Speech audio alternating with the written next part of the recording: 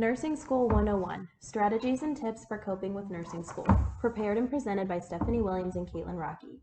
We are both current associate degree nursing students and have been selected by the OADN for induction into the Alpha Delta Nu chapter. We hope that our presentation provides future and current nursing students with strategies and coping skills that will help them to successfully navigate through their program and also manage stressors associated with nursing school as they progress. The OADN is the national voice and a pivotal resource for community college nursing education in the associate degree pathway. Their vision is to expand networks that promote leadership, collaboration, and advocacy to further enrich nursing education in the communities we serve. Their work has been to provide continuing education opportunities, leadership development programs, and represent the needs of associate degree nursing programs to leaders in government and influential organizations. Our project reflects the mission of the OADN because we are trying to provide a helpful resource for current and future nursing students within the associate degree pathway. Our presentation will help to further enrich nursing education in our current nursing community at Kent State University. The goals of our presentation: to help prepare future and current nursing students for the potential challenges associated with nursing school, to also share with future and current nursing students ways to cope with stressors associated with their program, and to discuss helpful strategies for success for students while in nursing school. Specific topics that will be addressed during our presentation include the potential stressors related to nursing school that students may encounter, self-reflection and the importance of being able to assess oneself in current use of time, organization tips and strategies for staying organized, resources available to nursing students and the benefits of using multiple resources, the importance of self-care and ways to cope with stressors, ways to manage responsibilities outside of school, as well as tips and strategies for successfully managing relationships.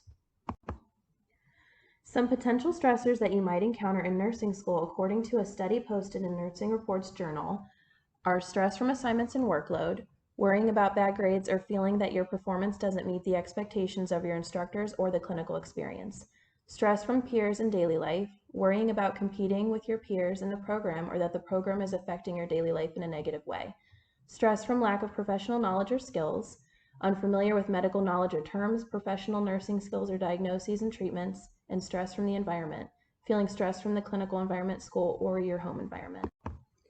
Although these aren't all of the stressors associated with nursing school, our presentation will focus on ways to cope with these stressors and others. We'll provide strategies to improve performance in class and other tips to handle these stressors and others that you might encounter. Self-reflection is a good way to assess a nursing student's readiness for school. It can help to identify priorities, determine study habits and techniques, as well as assist students with better time management. On the next slide, we will discuss in more detail strategies for self-reflection, the incorporation of different learning styles, and time management techniques. One important thing to remember is that self-reflection is a good way to evaluate yourself before you start nursing school, as well as during nursing school. If you notice a change in your performance that is not ideal, it might be time to reevaluate. Make a list of your current priorities and compare them to your new nursing school priorities. Students may find it helpful to prioritize activities for the day, hour, or week. From there, students can more easily identify time wasters and eliminate them, set goals, or reprioritize activities. Sometimes it is helpful to realize that the elimination of certain activities does not mean for life, but it is a temporary adjustment to be successful in nursing school. Next, assess your current study habits or what has worked for you in the past. Similar to assessing priorities, it is important for students to assess methods of studying that have been helpful in past courses or programs so that those methods can be used again.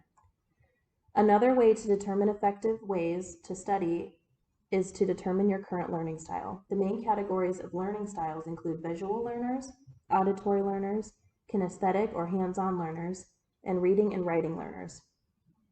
Visual learners absorb information best when they can visualize relationships and ideas that can be done successfully through the use of charts, diagrams, and illustrations. Auditory learners tend to prefer listening to information rather than reading it or seeing it, so they might benefit from listening to lectures, podcasts, or talking about the material out loud with a friend. Kinesthetic learners are most hands-on learning type and learn best by doing, but if physically performing the task is not an option, it might help these learners to walk while they listen to a lecture or do some type of activity while reading. The last type of learning style, the reading and writing learner, consume information through the written word, and they might benefit from reading the text, note-taking, or making flashcards. Most times students are a combination of learning styles, and combining different strategies might be beneficial. Another important assessment for nursing students is their use of time management. To effectively manage time, students should develop a routine and schedule. You can do this by creating to-do lists that organize your priorities from most important to least important. From there, it'll be easier to determine how much time will be necessary to complete those tasks without rushing or sacrificing the quality of your work. You can organize those priorities further by breaking them down into smaller tasks that can be completed in quick and manageable time increments. The syllabus for your program or the course within your program is very important. Not only does it provide the name of your course and the contact information for your instructors, it also serves as a communication tool, a written contract between you and your instructor, and gives you the entire course plan. It is in your best interest as a nursing student to print out and read this document so that you can advocate for yourself if needed, and so that you know exactly what is expected of you to succeed. Deadlines are very important when it comes to staying organized. Most of your deadlines will be located in your syllabus or other documents. One strategy for managing important deadlines is to set your own deadlines separate from the ones provided for you by the program. For example, if you have a project due by the end of the month, it might be beneficial for you to make your own personal deadline to have it done halfway through the month so that you know you have time for other things, or so you have time to make changes to that project to improve your outcome if necessary. Go. Planners and calendars are other effective methods of staying organized. They help students visualize deadlines and due dates to keep items from being forgotten. They also help students to continue to manage their priorities without overbooking themselves. It is also extremely important to check your email regularly and to make it a routine. We talk about this with managing your priorities. If you make checking your email routine, then you will do it regularly. This is important because it is the main source of communication that you will have with your instructors, class, and school. Change during nursing school is inevitable, and your email is key when hearing or communicating about these changes. Finally, write it down. You may not have time to address something in real time. If you write it down, you'll remember to address it in later, and it might save you in the end. Textbooks are always a solid resource. Most of the ones you need will be listed in your syllabus. They're a great option for visual learners and reading and writing learners. Some textbooks also provide plenty of NCLEX questions for practice, and some might also have online resources for students to access for extra practice. There are also textbooks specifically for NCLEX questions that have explanations and rationales provided for extra practice and repetition. The more NCLEX you practice, the better, because they will prepare you for taking tests in class as well as for the NCLEX after you graduate. Lectures are helpful for auditory learners and are often accompanied by visual references to help the brain commit the material to memory. Students can use lectures provided by their program, or you can access lectures through their other websites and other resources. We are very lucky to have so much access to online resources and websites. They can be easy to find and helpful for all learning styles. Some online resources, such as registerednursern.com, provide lectures and quizzes to assess learning. Also, listening to another presentation of material being covered in class can help students better understand concepts. You do need to be careful, though, and check the validity of the source. Using websites that end in .edu or .org tend to be safer options for students as resources. Use your instructors, the clinical instructors, and the nursing staff at the hospital. Sometimes the best resources are the ones that you interact with and that have been through a nursing program successfully. You can ask them questions, and watching them perform nursing interventions might help you solidify your nursing skills as a student. That being said, also use your time in clinical to your advantage. The more you experience in clinical and the more skills that you practice while out in the field, the more comfortable and less stressed you will feel about your clinical performance, and the more ready you will feel when it gets closer to graduation. Your classmates are another great resource. Prior to starting class, I made a group chat and contact page so that we could all reach out to each other for help when our instructors weren't readily available. You never know when your classmate might have the right answer, or they might also know about additional resources that you aren't aware of. Some nursing students might feel like they are in a competition with their classmates, but that's not the case. You're all in the same program, and helping each other succeed can reduce stress for everyone. Tutoring, a different perspective and outside resource, ignore the stigma. I used to think that tutoring wasn't for me. It almost seemed as though there was a stigma attached to it, like needing tutoring was a weakness. It's not. I started going to every tutoring I could. I was never the one to meet with my teacher in high school. I never wanted to think that I needed extra help. I learned right away in this program it is most certainly not a weakness. It is helpful and wise to meet with your professor. They can clarify things that are fuzzy and give you good tips. They get to know you on a more personal level, and that can help. They will help you if they know you are doing what you can to help yourself. They can be pretty great at lowering your anxiety sometimes. There's no judgment. We are all learning, and when you ask questions, it can make you a better nurse. It means that you care to learn the material. According to a study posted in the European Journal of Teacher Education, a substantial proportion of students experience notable levels of stress during the academic year, especially in the first years of their degree. The students who performed the best academically tended to use more effective coping strategies. This is a list of coping strategies we have identified for helping nursing students with self-care, and the most important ones that we will elaborate on in more detail. Adequate sleep is very important for self-care and the management of stresses associated with nursing school. It is recommended that young adults get about 7 to 9 hours per night. Without adequate sleep, our bodies are unable to function optimally, and we may experience daytime sleepiness and fatigue, mood changes, trouble coping with stress, difficulty focusing, concentrating, and even remembering. It is very important for nursing students to get the sleep that they need, especially prior to taking a test, so that they can recall information and comprehend what the questions are on the test are asking. One thing I would do at the beginning of this program is stay up on an evening before the exam until 2 in the morning, cramming as much information as I could fit into my brain. That was a mistake. You'll burn yourself out, and the next day when you are tired and have an exam, your brain won't function as well. It may seem late to some, but my limit's 11 p.m. Even if I have a little more to go, I do it the next day before the exam. Getting a good night's sleep leaves you feeling completely refreshed and less anxious.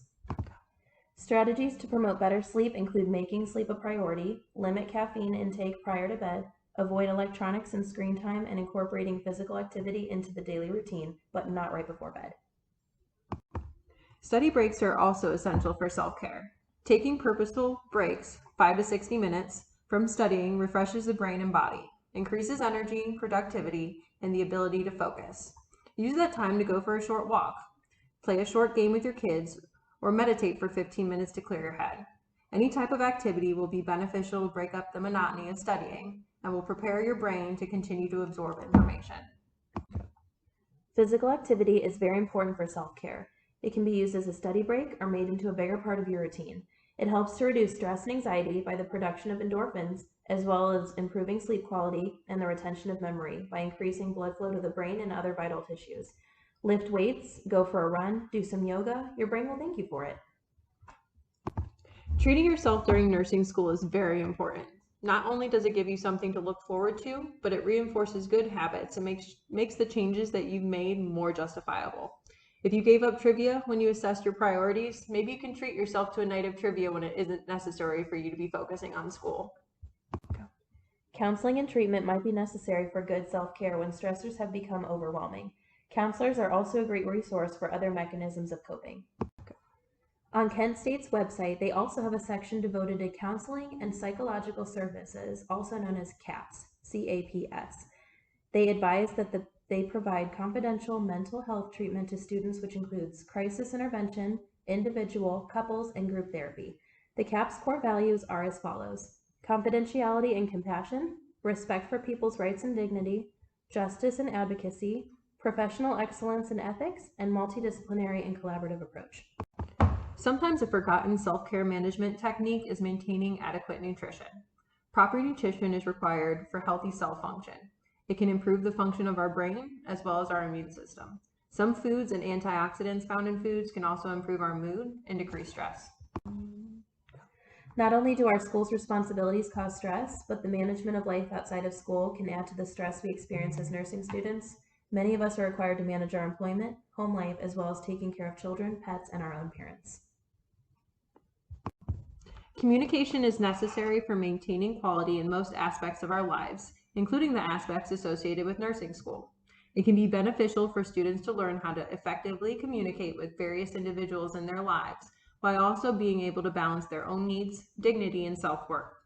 Open communication at work about priorities and requirements for education can help employers work more effectively with students to ensure that work responsibilities and school responsibilities are met without confrontation. Setting boundaries is also very important when managing responsibilities. Setting limits for yourself and others as a student is very important. Nursing students should have regular and specific times for all aspects of their life, and those scheduled times should only be adjusted by the student. Nursing students should express those boundaries to others to avoid confrontation. Support systems should be developed and identified for help during the program. This can include family, friends, fellow students, significant others, childcare, etc. These areas of support can help with the reduction of stress and can help to manage responsibilities. If you can't take the kids to the park, maybe grandma or their aunt can. Don't count anyone out unless they try to get you to compromise your boundaries. Prioritizing is back, and this time it's to prioritize specifically what's needed to be done at home. Just like we talked about earlier, if you identify the priorities, you can throw some away if possible, and the others can be better scheduled once identified and determined that they are necessary. You can't do it all, so get your support system involved. Maintaining a schedule is just as helpful for maintaining your responsibilities as it is for staying organized. After you determine your priorities at home and work, fit them around what is required of school. Grocery shopping took a big chunk of my time, so I get out of the way every Monday in addition to other household chores. The rest of the week I devote to other responsibilities. One of the most effective ways to manage and cope with the stressors of responsibilities is to practice being flexible.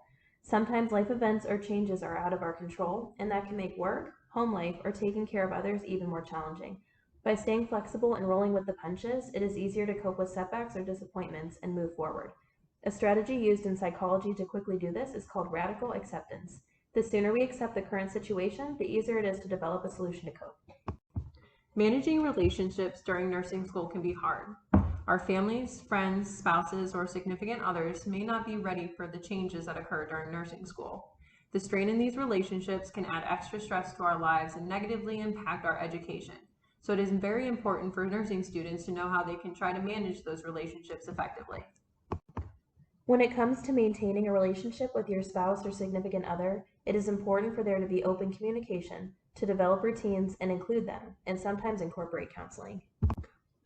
This program can be tough on a marriage and family life, or relationships in general. My husband and I had to actually utilize marriage counseling to take steps to navigate the challenges associated with nursing school.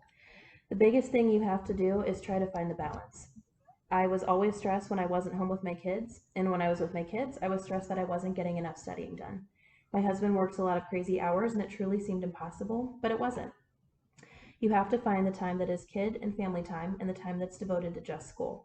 And keep it in your head that this is temporary. It's not a perfect system, but sometimes just saying those words out loud can make a world of difference. I had to learn that I didn't have to give up one or the other. I had to learn to adapt to the new way of life, but eventually it becomes second nature, and things truly can adapt. My kids got used to my schedule, and when I planned and organized what hours were for school, I would make the best of them and set goals. I would say, I'm going to read this one chapter today, and do it. Planning your weeks in advance is absolutely key. Boundaries are necessary when trying to maintain and balance friendships while in nursing school.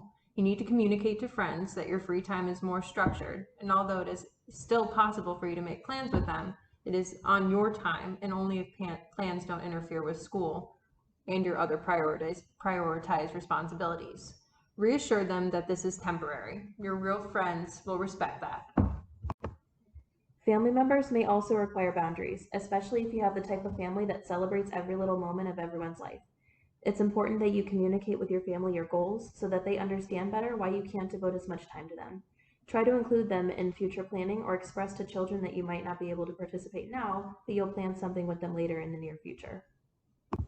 To summarize the key points of our presentation, self-reflection, it is important to know your priorities and to adjust if needed to promote success in nursing school. Assessing learning style will help nursing students better understand effective study methods, and determining time needed for nursing school priorities will help students develop a schedule that is effective for learning. Organization. Using your syllabus, knowing and setting deadlines, as well as using a planner or calendar can help students remember and prepare for important dates. Starting habits such as writing things down and regularly checking communication tools such as email can help students avoid mistakes and clarify changes. Resources. Using multiple resources can be beneficial for different types of learners and can help with committing topics to memory. Be careful to double check the validity of online resources and use your teachers, classmates, and instructors for reference when applicable. Self-care. Adequate sleep, study breaks, and proper nutrition help with the brain's retention of information. Routine physical activity can also help with memory and helps the body to reduce and manage stress. Also, seeking outside help for stress and anxiety is helpful and okay. Responsibilities. Focus on open communication and setting healthy boundaries. Develop and know your support system. Prioritize, maintain a schedule, and learn to be flexible. Relationships. Communicate and set boundaries. Schedule plans, include them in your routine, and seek help when needed. Counseling is okay. Well, this concludes our presentation of our strategies and tips for coping with nursing school. We hope you found this presentation helpful and that it makes your future or current nursing school journey easier. I'm not telling you it's going to be easy, but I'm telling you it's going to be worth it.